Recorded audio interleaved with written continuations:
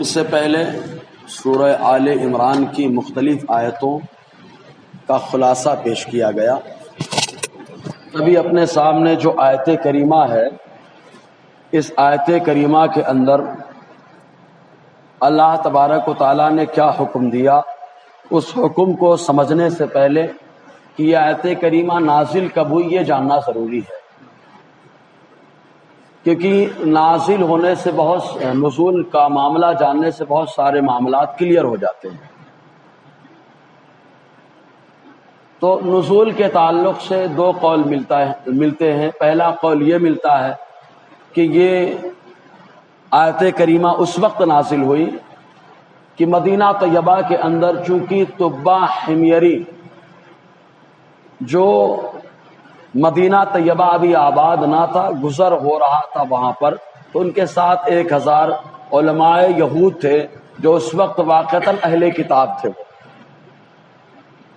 تورات کو کما حق ماننے والے تھے۔ ان لوگوں نے نشاندہی کی تھی کہ یہ جو جگہ ہے یہ نبی آخر الزماں کی ہجرت گاہ ہے، یہاں پر وہ ہجرت کر کے آ کے ٹھہریں گے، یہیں پر ان کا مرقد ہوگا، یہیں پر ان کا آرام کا معاملہ ہوگا۔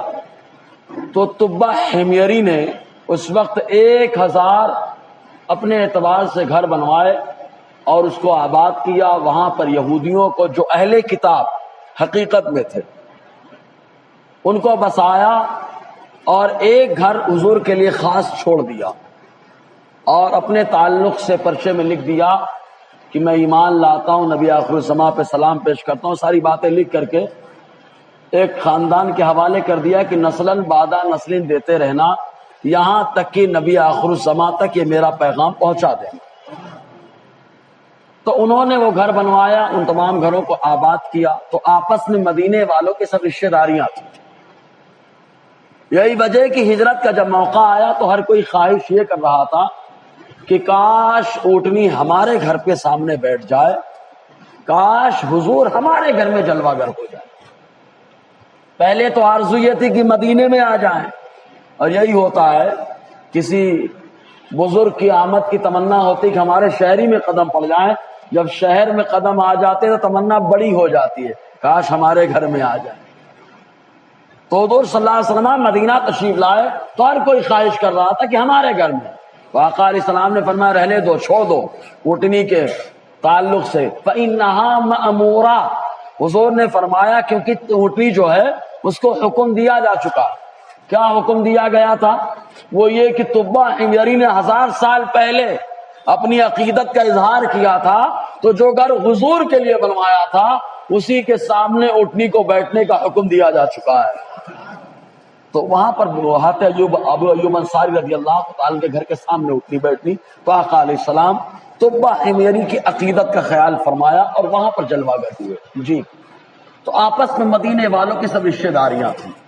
پھر جب ایمان لائے تو ایمان لانے کے بعد اب یہ طبہ حمیری ان کو بسایا، اب یہ ایمان لائے، حضور کے صحابی ہو گئے۔ لیکن وہ لوگ تو رشتہ داری ہی ہیں نا، کوئی کسی کا نانا ہے، کوئی کسی کا دادا ہے، کوئی کسی سے دودھ کا رشتہ ہے، کسی کا خون کا رشتہ ہے، کسی کا سسرالی رشتہ ہے، رشتہ تو تھا ہی، تعلق بڑے مضبوط تھے۔ لیکن یہودی جب آقا علیہ السلام کے بارے میں جاننے لگے تو وہ لوگ اپنی حسد کا اظہار کرنے لگے، یہ نبی آخر الزماں نہیں ہے، نبی آخر الزماں دوسرے ہیں، یہ اوصاف نبی آخر الزماں کے اندر نہیں پائے جاتے۔ یہ سب باتیں وہ لوگ کرنے لگے۔ جب یہ سب باتیں شرارت کرنے لگے تو جو صحابہ کرام اکثر صحابہ کرام ہوشیار کیونکہ فراست ایمانی ان کے پاس، لیکن صحابہ کرام کے اندر خیر خواہی کا نظریہ بڑا زبردست تھا۔ اسی لیے کہ حضور نے فرمایا الدین النصیحہ، دین خیر خواہی کا نام ہے۔ عوام کی خیر خواہی یہ ہے کہ ان کو اللہ تعالیٰ کا نیک بندہ بنا دیا جائے۔ تو صحابہ کرام اسی پر عمل کرتے کہ ان کو بھی اللہ کا نیک بندہ بنا لیا جائے۔ تو اس نیت سے صحابہ کرام رشتہ داریوں کو مضبوطی سے قائم رکھا۔ لیکن یہودی دل میں بڑے خطرناک عزائم اور مسلمانوں کے خلاف سازشیں اور بہت مکاریاں اور بہت ساری خرافات رکھتے تھے۔ تو اللہ تبارک و تعالیٰ نے صحابہ کرام سے خطاب کیا اور ارشاد فرمایا کہ یہ تمہارے تعلق سے بڑے خطرناک نظریات رکھتے ہیں، لہٰذا ان لوگوں کو اپنا ہمراز مت بناؤ. تمہارے خون کے رشتے تمہارا معاملہ ہے، لیکن جب دین کی بات آ جائے تو ان سے اپنی بات مت بتاؤ، کیونکہ جب وہ بتاؤ گے تو اپنے اعتبار سے منصوبہ بنا لیں گے، منصوبہ سازی کر لیں گے. اس انداز میں صحابہ کرام کو ان سے الگ رہنے کا حکم دیا گیا. بظاہر الگ ہونا بڑا مشکل کام تھا، کیونکہ روٹی سے بال نکالنا تو بڑا آسان کام ہے، لیکن روٹی پک جائے تو پکی ہوئی روٹی سے اب پانی نکالنا بڑا مشکل کام ہوتا ہے. تو آپس میں ایک دم گتھم گتھا تھے، لیکن وہاں صحابہ کی عظمتوں کو سلام. قرآن نے حکم دے دیا، صحابہ نے یہ نہیں دیکھا کہ یہ خون کا رشتہ دار ہے، یہ ہمارا دودھ کا رشتہ دار ہے، یہ ہمارا سسرالی رشتہ دار ہے. ان لوگوں سے یک لخت ایک لمحے میں رشتہ ختم کر کے اپنا رشتہ قرآن سے مضبوط کر لیا. تو اللہ تبارک و تعالیٰ نے ان کی عظمت کو بتانے کے لیے، صحابہ کرام کی شان بتانے کے لیے یہ آیت کریمہ نازل کی. دوسرا جو قول ہے وہ قول کس کے تعلق سے؟ وہ منافقین کے تعلق سے. اب منافقوں کے بارے میں تو ہم لوگ بہت سنتے ہیں. ان لوگوں نے تو اتنی خطرناک، یہودی تو خالی منصوبہ بناتے رہ گئے، اور یہودیوں کے ایما اور اشارے پہ ابو عامر شامی یہ بہت بڑا یہودی تھا، اور یہودی اسلام کے سب سے سخت دشمن ہے. ان کو کسی سے کوئی مطلب نہیں، ان کو مطلب ہے تو اسلام سے، کہ کیسے اسلام کو، پیغمبر اسلام کو نقصان اور مسلمانوں کو جو ہے تباہ برباد کر دیا جائے. وہ ہمیشہ اسی منصوبے میں لگے رہتے ہیں. اور جو یہودیوں کے ٹچ میں آ گئے وہ بھی اسلام کے خلاف پروپیگنڈا کرتے رہے. یہ تو اسلام کی عظمت ہے کہ واللہ متم نورہ ولو کرہ الکافرون. اللہ اسلام کی عظمت کو مکمل فرمانے والا ہے، اگرچہ انہیں برا لگ رہا ہے. تو جو لوگ مخالف ہوئے لیکن جب مطالعہ کرنے لگے آیت مخالف ہو کر، لیکن دل میں عظمت اسلام ایسی بیٹھ گئی کہ کلمہ پڑھ کر کے مسلمان اور اسلام کے پرچارک ہو گئے، ترجمان بن گئے، پاسبان بن گئے، محافظ بن گئے. یہ اسلام کی اپنی عظمت ہے. اگر کوئی اسلام کے خلاف پروپیگنڈا کرتا ہے تو وہ اس کی عدم علم کی نشانی ہے، جہالت کی نشانی ہے. ورنہ مطالعہ کرنے کے بعد انسان تو اسلام کا دیوانہ ہے. یورپ آج دنیاوی اعتبار سے علم و ہنر کا گہوارہ ہے. دنیاوی اعتبار سے ہر آدمی یورپ کی مثالیں دیتا ہے. یورپ میں جو سب سے زیادہ مذہب پھل پھول رہا ہے وہ کوئی اور نہیں، وہ مذہب اسلام ہے. روز افزوں آئے دن خبر آتی، پوری فیملی اسلام قبول کر رہی ہے، یہ لوگ اسلام قبول کر رہے ہیں. تو اگر ہندوستان میں دو چار غیرو پھٹک کے چلے گئے تو وہ ان کا مسئلہ ہے، ادھر دھیان نہیں دینا. تو ابو عامر شامی نے جو یہودی تھا بڑی فنڈنگ کر رہا تھا منافقوں کی، اور منافقوں کا کام خالی ایک تھا کہ کیسے مسلمانوں کو، صحابہ کو ورغلایا جائے کہ وہ حضور سے دور ہو جائے. آج کا دور ہوتا تو لوگ دور ہو بھی جاتے ہیں کہ ورغلانے میں آ جاتے ہیں، لیکن صحابہ کرام کو ورغلائیں کیسے کہ صحابہ جہاں بیٹھ جائیں انہیں دیکھ کر کے شیطان بھاگ جائے. شیطان بھاگ جائے، کئی روایتیں ملتی ہیں کہ شیطان ان سے بھاگے تو ان کو ورغلانا بڑا مشکل کام. تو ان لوگوں نے ورغلانے کے لیے موقع بموقع دیکھا. کبھی غزوہ احد کا معاملہ رکھا تھا، کوئی شکست ملی، اگر سچے ہوتے تو نہیں ملتی، لیکن صحابہ کرام نے اس میں بھی دیکھا کہ جنگ ایک ڈول کی طرح ہے، جو ڈول ہلتا ہے تو کبھی اپنی طرف آتا ہے، کبھی دوسرے کی طرف جاتا ہے. صحابہ نے مثال دی جنگ، اور حدیث میں بھی یہی آئی کہ ڈول کی طرح ہے جنگ، کبھی اپنے حق میں ہے، کبھی دوسرے کے حق میں ہے. جنگ کی کامیابی یا اس کی ناکامی سے حقانیت کی نشاندہی نہیں ہوتی ہے. نشاندہی تو حقانیت کی اس بات سے ہوتی ہے کہ اللہ تعالیٰ کے قانون پہ مضبوطی سے عمل کون کر رہا ہے. سمجھ رہے ہیں آپ؟ تو اس طریقے سے صحابہ کرام نے ان کے ہر سوال کا جواب دینا شروع کیا. تو منافق جو ہے بیٹھتے آ کر کے محفل میں مشورے میں، تو جو صحابہ مشورہ دیتے تو جب دیکھتے کہ کوئی اپنے فیور میں آ سکتا ہے تو ہمیشہ اس کے سپورٹ میں کھڑے ہو جاتے ہیں. ہاں یہی بات صحیح ہے، یہی بات صحیح ہے. اب ظاہر سی بات ہے ہمارے یہاں تو بول رہے ہیں یہی بات صحیح ہے، ہاں چار لوگ میرے سپورٹ میں ہیں. یہ نہیں دیکھا جاتا کہ وہ چار کیسے ہیں، لڑانے والے ہیں کہ ملانے والے ہیں. تو صحابہ کرام کو ورغلانے کی کوشش کرتے. تب اللہ تعالیٰ نے فرمایا یہ منافق یہ تمہاری محفلوں میں آتے ہیں لیکن تم کو ورغلانے کی کوشش کرتے ہیں، اور ان کے دل میں تمہارے تعلق سے بڑے خطرناک عزائم ہے، لہٰذا ان کو ہمراز مت بناؤ. تو صحابہ ان کے ساتھ بیٹھنا بھی پسند نہیں کرتے تھے. ایک وہ دور آیا کہ مصطفیٰ نے خود مسجد سے ان کو نکال کے بھگا دیا ہے. مصطفیٰ نے مسجد سے نکال کے بھگا دیا ہے. ہمارے لوگ ہوتے بولتے ہیں داڑھی ٹوپی والا تو ہے، لیکن اس کو یہ نہیں معلوم ہے کہ داڑھی اگر ایک مجھ سے زیادہ ہو جائے تو کاٹنا سنت ہے. اگر سمجھ میں آئے تو سبحان اللہ بنتا ہے بھائی. ایک مجھ سے زیادہ داڑھی ہو جائے تو کاٹنا سنت ہے، مونچھ اگر بڑی ہو جائے تو کاٹنا سنت ہے، ناخن بڑے ہو جائے تو کاٹنا سنت ہے، اگر زیر ناف بال بڑے ہو جائے تو صفایا کرنا یہ سنت ہے آقا کی. تو ویسے ہی منافقین حد میں نہیں رہے، حد سے بڑھے تو مصطفیٰ نے کاٹ کے پھینک دیا. منافق جو حد سے بڑھ جائے اس کو نکال کے بھگانا یہ بھی مصطفیٰ کی سنت ہے. تو مجھ کے بارے میں تو کوئی نہیں بولتا کہ ہمارے بال ہیں، داڑھی کے بارے میں تو کوئی نہیں بولتا کہ ہمارے بال ہیں، ناخن کے بارے میں تو کوئی نہیں بولتا ہمارے بال ہیں. تو ان منافقوں کے بارے میں کیسے کہا جائے کہ یہ ہمارے لوگ ہیں؟ سمجھ رہے کہ نہیں؟ تو ان منافقوں کے بارے میں آیت کریمہ نازل ہوئی. دو قول. دوسرا یہ قول ہے. اب دیکھیں آیت کریمہ کیا ہے، اللہ تعالیٰ کیا حکم دے رہا ہے. اللہ تبارک و تعالیٰ قرآن مقدس میں ارشاد فرماتا ہے. میں نے بتایا جب کوئی چیز کی عادت ہو جائے تو صحابہ کو عادت چھڑانے کے لیے بڑے میٹھے انداز میں رب فرماتا یا ایھا الذین آمنو، اے وہ لوگ جو ایمان لائے. یہ کیوں کہا جاتا ہے؟ یہ بتانے کے لیے کہ تمہارا کام دنیا کو دیکھنا نہیں ہے. تو ایمان اللہ پہ لائے ہو، رسول اللہ پہ لائے ہو، اس لیے وہی تمہارا کام ہوگا جو اللہ کا فرمان مصطفیٰ کا فرمان ہوگا. سمجھے نا؟ ہم پرمپرا والے نہیں ہیں، ہم رسم و رواج کے پابند نہیں ہیں. ہم پابند ہیں تو مصطفیٰ کی شریعت کے پابند ہیں. سمجھ رہے نا؟ تو پرمپرا اپنے گھر میں رکھیں، جب بات آئے گی دین کی تو مصطفیٰ کی شریعت نافذ ہوگی.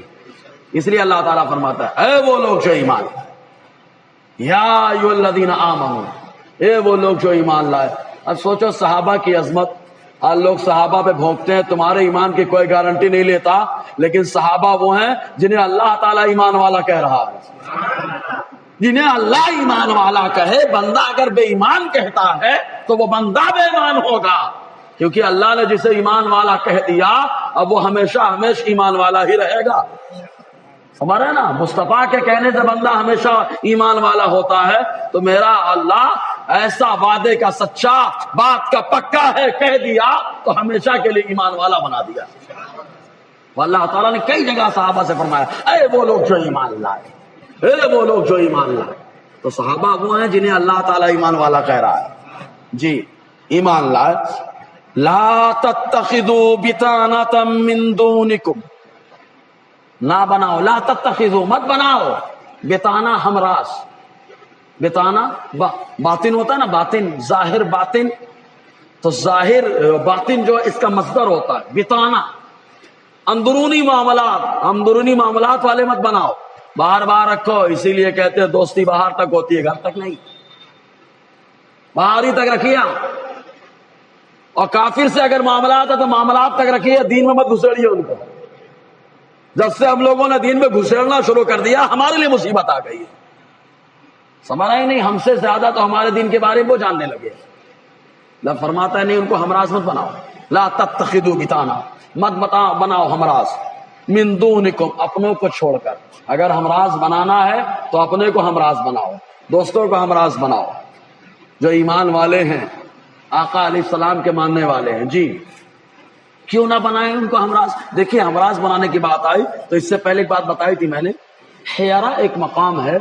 حضرت عمر رضی اللہ تعالی عنہ کے زمانے میں اسلام کی سرحدیں بڑھ رہی تھی، اسلامی حکومت کا دائرہ وسیع ہو رہا تھا. تو جتنا دائرہ وسیع ہو رہا تھا تو لوگوں میں قربانی کا جذبہ بھی بڑھ رہا تھا. ایسا نہیں کہ ختم ہو رہا ہو، بڑھتا چلا جا رہا تھا، بڑھتا چلا جا رہا.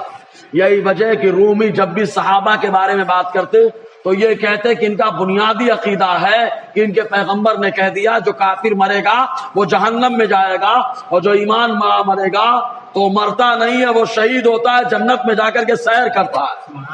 اس لیے گھبراتے نہیں ہیں، موت کو اپنے لیے تحفہ تصور کرتے ہیں. ایک صحابی ہیں جن کا نام حضرت ابان رضی اللہ تعالیٰ عنہ ہے. حضرت ابان رضی اللہ تعالیٰ عنہ دمشق کے محاصرے کے موقع پر ان کے سر پر امامہ باندھ رکھا تھا. امامہ باندھنے کا ایک مقصد یہ بھی ہے کہ جب امامہ بڑا رہتا ہے، بڑا تو کوئی اگر ڈنڈے سے مارے یا کسی سے مارے تو امام میں چوٹ لگتی ہے، اور وہ امامہ جو ہے اللہ تعالیٰ اس کے صدقے میں سر کو بچا لیتا ہے، کیونکہ نازک مقام ہے وہ، اسی لیے امامہ سمجھ رہے نا وقار ہے۔ پھر بھی وہ تیر آیا، زہر آلود تیر آیا اور آنے کے بعد ان کے سر پہ لگ گیا۔ جیسے ہی لگا انہوں نے بڑی مشکل سے نکالا اور امامہ پھر سے ٹائٹ باندھ لیا، لیکن زہر لگا ہوا تھا اس لیے وہ نیچے گر گئے۔ صحابہ کرام نے امامہ کھول کر علاج کرنا چاہا تو انہوں نے کہا علاج مت کریے میرا، اگر آپ لوگ امامہ کھولیں گے تو مجھے یقین ہے میری روح نکل جائے گی۔ لیکن صحابہ کرام نے کہا کچھ تو کرنا پڑے گا، علاج کا تو ہمیں حکم دیا گیا، کہا مت کریے، نہیں مان۔ پھر بھی صحابہ کرام نے ضد کر کے کھولا، امامہ ڈھیلا ہوا، ادھر انہوں نے کلمہ کی انگلی اٹھائی اور کلمہ شہادت پڑھتے ہوئے شہادت کی راہ کو طے کر لیا، شہید ہو گئے۔ ان کی بیوی جن کو ام ابان کہا جاتا تھا، ان کو خبر لگی اور غضب کی تیر انداز تھی، وہ نشانہ چوکتا نہیں تھا، چنانچہ ان کو بتایا گیا کہ ان کے شوہر شہید ہو گئے۔ انہوں نے اپنے ہاتھ کو ہتھیار سے لیس کر لیا، تیر کمان لے لیا، اور لینے کے بعد اپنے شوہر وہیں پر صحابہ کرام نے دفن کر دیا۔ تو اپنے شوہر کے قبر کے پاس آئیں اور وعدہ کرتی میں آپ کا بدلہ لے کر کے رہوں گی۔ چنانچہ وردان جو قیادت کر رہا تھا دمشق اور اجنابین مقامات کے رومی فوجیوں کی، چنانچہ اس کی طرف نشانہ لگا کر کے جو مارا ہے تو ایسا تیر مارا کہ ڈائریکٹ آنکھ پہ جا کے لگا، اور ایسا لگا کہ سارے رومی مل کر کے وہ تیر نکال نہیں پائے، آخر میں اوپر سے تیر کاٹ کر کے علاج کر رہے تھے۔ تو اللہ تبارک و تعالیٰ نے صحابہ کرام میں یہ جذبہ دیا کہ شوہر شہید ہو گئے تو خاتون گھبرائی نہیں بلکہ بدلہ لینے کے لیے میدان کارزار میں آ گئی ہیں۔ یہ ایمان والوں کا جذبہ ہوتا ہے۔ تو بتانا مقصد یہ ہے کہ اگر ہمراز بنا لیا جائے تو وہ ہمراز آ کر کے پول کھول دیتا ہے، زمین ہمارے لیے کھسکانا شروع کر دیتا ہے۔ اس لیے اللہ تبارک و تعالیٰ نے ہمراز بنانے سے منع فرما دیا۔ رب فرماتا ہے لا یعلونکم خبالا، لا یعلونکم تمہارے بارے میں توجہ نہیں دیں گے، خبالا آسان لفظوں میں خبال مانے ہوتا دھوکہ دڑی، نقصان، دھوکہ دڑی کا توجہ نہیں دیں گے، مطلب تمہارے ساتھ اگر دھوکہ دڑی ہوگی، نقصان ہوگا تو وہ توجہ نہیں دیں گے تمہاری طرف، وہ تو چاہتے ہیں کہ تمہیں نقصان ہو۔ کیوں؟ رب خود فرماتے ہیں بدو ما عنتم، ان کی خواہش ہے کہ تم دشواری میں پڑ جاؤ۔ پہلے رب نے فرمایا ہمراز مت بنانا، کیوں نہ بنانا؟ کیونکہ تمہیں کچھ ہو جائے گا تو کوئی پرواہ نہیں ہے۔ کیوں پرواہ نہیں ہے؟ تو رب فرماتا ہے کیونکہ وہ خود چاہتے ہیں مسلمان پریشان ہو، وہ خود چاہتے ہیں مسلمان پریشان۔ اب پریشان مسلمان سوچتا ہے کہ یار یہ ہمارے سہارے مدد لیے آ جائیں گے، وہ مدد کے لیے آ جائیں گے، مسلمان یہ چلتا رہتا ہے۔ ہم خود اپنی مدد کر نہیں پاتے، دوسرے سے مدد کی امید لگائے بیٹھے ہیں، دوسرا مدد نہیں کرتا، ہم کو خود اپنی مدد کرنی پڑتی ہے۔ جب بندہ میدان میں اترتا ہے اپنی مدد کے لیے تو آسمان سے اللہ تعالیٰ مدد کے لیے فرشتوں کی جماعت کو بھیجتا ہے۔ اور کئی بار ایسا ہوا، اور ایسا نہیں کہ خالی حضور کی حیات ظاہری میں ہوا ہے، کہ خالی حضور کی حیات ظاہری میں بدر میں آئے، احد میں آئے، احد میں حضور کی حفاظت کے لیے، حنین میں آئے، حوازن کے موقع پر آئے، کئی موقع پر آئے، تو ایسا نہیں کہ حضور کے پردہ فرمانے کے بعد نہیں آئے۔ اور روم میں کئی بار ایسا موقع ہوا کہ خود رومیوں نے کہا کہ ہم دیکھتے ہیں کہ آسمان کے دروازے کھول دیے گئے اور آسمان سے روحانی طور پر گھوڑے پہ سوار ہو کر کے کوئی چلا آ رہا ہے۔ کئی بار ایسا فتوح شام میں امام واقعی نے بہت سارے ایسے واقعات نقل فرمائے۔ تو اپنا آدمی اپنی جب مدد کرتا ہے تب جا کر کے اللہ تعالیٰ کی رحمتوں کا نزول ہوتا ہے، اس کی خود مدد ہوتی ہے۔ رب فرماتا ہے وہ تو خود چاہتے ہیں کہ تم لوگ جو ہے پریشانی میں پڑ جاؤ۔ قد بدت البغضاء من افواہہم، ظاہر ہو چکی ہے نفرت ان کے منہ سے۔ کئی مقامات پر منافقوں نے، یہودیوں نے اپنی نفرت کا اظہار کر دیا کہ کبھی یہ کہا حضور کے بارے میں کہ جب ہم لوگ مدینہ پہنچیں گے تو عزت والے ذلت والوں کو نکال دیں گے۔ تو عزت والا کس کو کہہ رہے تھے؟ یہ منافق اپنے آپ کو عزت والے کہہ رہے تھے، ذلت والے حضور کی طرف نسبت کی، صحابہ کی طرف نسبت کی۔ رب کی غیرت اور رب کی رحمت کا یہ گوارا نہ ہوا کہ ایمان والوں کو جانے ایمان مستطاع کو کوئی ذلت والا کہے۔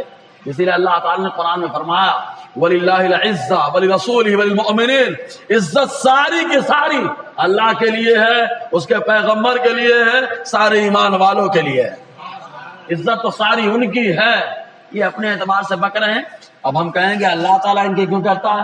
کیونکہ عزت و ذلت دینا سب اللہ کے ہاتھ میں ہے، عزت و ذلت اللہ کے ہاتھ میں ہے، تو اللہ تعالیٰ اپنے محبوب کو خوب عزت دے رہا ہے۔ جتنے لوگ مطالعہ کرتے جائیں گے مصطفیٰ کے گن گاتے چلے جائیں گے، سمجھ رہے نا؟ سائنس دھیرے دھیرے اسلام، آخر میں سائنس وہی کہے گی جو اسلام کہتا ہے، مجبور ہو کر کے کہنا پڑے گا اس کو، اور بہت ساری چیزوں کو ایکسپٹ کر لیا ہے، سمجھ رہے نا؟ تو پہلے ہی کیوں نہیں کر لیتے کہ اسلام کا نقطۂ نظریہ لے لیا جائے اور اسی پہ تحقیق کی جائے، سارے مخالف نظریے ایک طرف ہو جائیں گے اور اسلام غالب تھا، غالب ہوتا ہوا نظر آئے گا، سمجھے آپ؟ جی، تو بہت سارے مقامات پر ان لوگوں نے شہادت کی۔ تو جب ان لوگوں نے کہا حضور صلی اللہ علیہ وسلم کے بارے میں جملہ استعمال کیا صحابہ کے بارے میں، تو وہاں پر ایک صحابی بیٹھے ہوئے تھے زید ابن ارقم رضی اللہ عنہ، وہ حضور کے پاس آئے اور آ کر کے بتایا کہ ان لوگوں نے ایسا ایسا کہا ہے کہ جب ہم مدینہ پہنچیں گے تو عزت والے جو ہے ذلت والوں کو نکال دیں گے۔ تو آقا علیہ السلام، صحابی کی بات ہے، سچی بات ہے، وہ جھوٹ نہیں بولتے، لیکن پھر بھی مصطفیٰ نے بلایا، آؤ تم لوگوں نے ایسا کہا، تو سارے منافق بولتے نہیں ہم نے نہیں کہا، ہم نے نہیں کہا۔ جب ان لوگوں نے جھوٹ بولنا شروع کیا، ایک صحابہ کی عظمت، ایک صحابی کی عظمت کا معاملہ تھا، حضرت زید ابن ارقم صحابی، ان کو جھوٹا ٹھہرایا جا سکتا تھا، تو کوئی جھوٹا نہ کہہ سکے ان کو، اس لیے اللہ تعالیٰ نے پوری ایک سورت جسے سورہ منافقین کہا جاتا ہے، حضرت زید بن ارقم کی عظمت کے لیے اور منافقوں کی دھجیاں اڑانے کے لیے نازل فرما دی ہے۔ ذرا سوچیں آپ، ایک صحابی کی عظمت کے لیے پوری سورت اتار کر کے اللہ تعالیٰ نے پورے ان کے تمام خامیوں کو اجاگر فرما دیا۔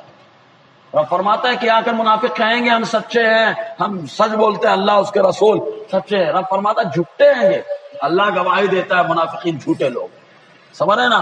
تو منافق جب جھوٹے ہیں تو کون سچا ہے؟ زید ابن ارقم۔ کون سچا ہے؟ زید ابن ارقم۔ تو ایک صحابی کو کوئی جھوٹا نہ کہہ سکے، پوری صورت نازل ہو رہی ہے، سمجھ رہے کہ نہیں؟ تو زید بن ارقم رضی اللہ تعالیٰ ایک صحابی کی سچائی کے لیے، جی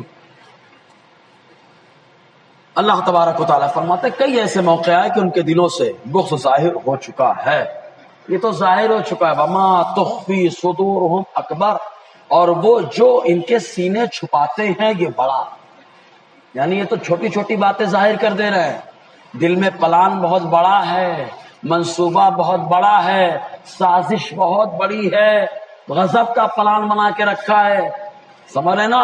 تو یہ جو پلان بنا ہوا ہے، بولتے نا بلو پرنٹ، جو ان لوگوں نے بنا کے رکھا آج ہی کا نہیں ہے، یہ 1450 سال سے کوشش کر رہے ہیں مٹانے کے لیے، لیکن واہ کیا بات ہے، رب نے ہماری اسلام اور اہل اسلام کی عظمت ایسی بڑھائی کہ جہاں مسلمان خون بہاتا ہے اللہ تعالیٰ ان کی شہادت کے چرچے کو عام فرما دیتا ہے۔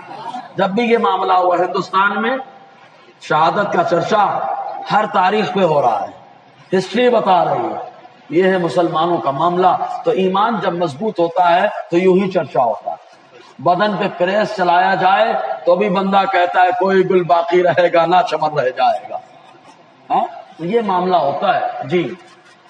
تو ان کے دلوں میں پلان بہت پہلے سے چل رہا ہے، منصوبہ بہت پہلے سے چل رہا ہے، ان کے سارے منصوبے ایک طرف رہ جائیں گے، وَمَكَرُوا وَمَكَرَ اللَّهُ وَاللَّهُ خَيْرُ الْمَاكِرِينَ، یہ اپنی چالیں چلیں، رب کی خفیہ تدبیر ہوگی اور اللہ کی خفیہ تدبیر ہی کامیاب ہوتی ہے جی، ساری چالیں بیکار ہو جائیں گی جی۔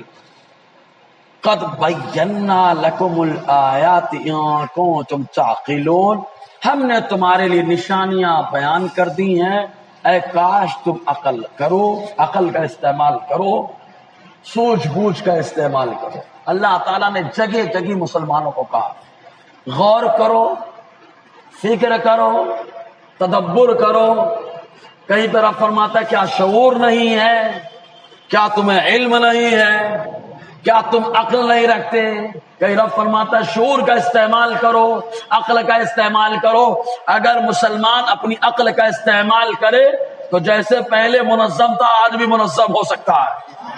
کیوں؟